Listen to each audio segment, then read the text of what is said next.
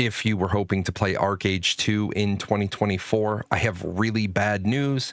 No, it hasn't been canceled, but it has been significantly delayed and significantly revamped.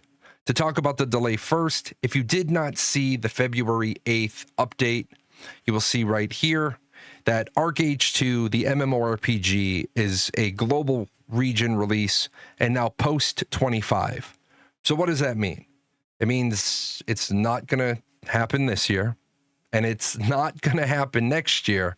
They're going to be looking at sometime in 2026 for the launch. Now, that doesn't mean that schedule can't get accelerated, that a production schedule can move forward, it can move back. It really depends on how much revamping of stuff they have to do. Now, they are doing a significant revamp, and this is where I want to ask you a question. What is your favorite memory of Archeage? Leave that in the comments below, and then let me know if these changes are going to drive you away from Archeage II. If you didn't see last fall, I wasn't making video content in the fall. Archeage II confirms another delay and a focus from large-scale factional PvP to small group PvE and guild PvP. Now, I think almost all of the PvP in the open world in Archeage 1 was guild PvP, but yeah, we had large-scale factional PvP, and when it worked right, it was really fun. But now it looks like XL Games is trying to cater to the Western market's familiarity with action-packed single-player console games. As such, the title will have a greater single-player focus with a promise of changes to the major factions and characters of the story. The ability for small parties and guilds to take on dungeons or engage in trade, and a campaign mode that combines the conflicts and battles between guilds that trade and those that seek to sabotage and plunder.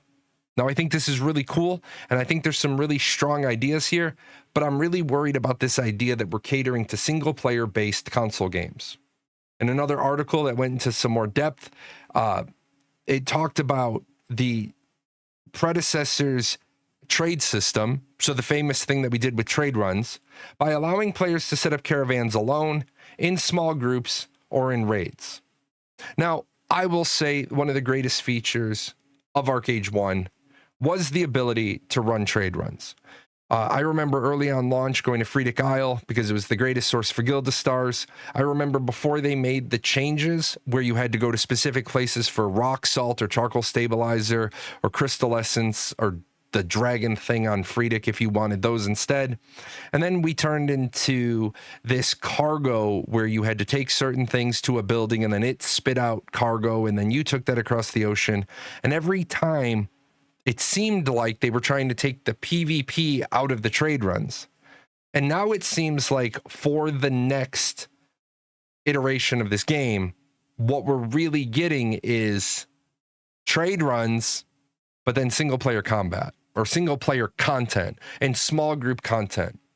And what I want to ask you is, now that you've kind of read the update, and I'll put links to those articles in the description below, does this make you more likely to play Archeage 2 on launch, or does this change make you less likely to play Archeage 2 on launch?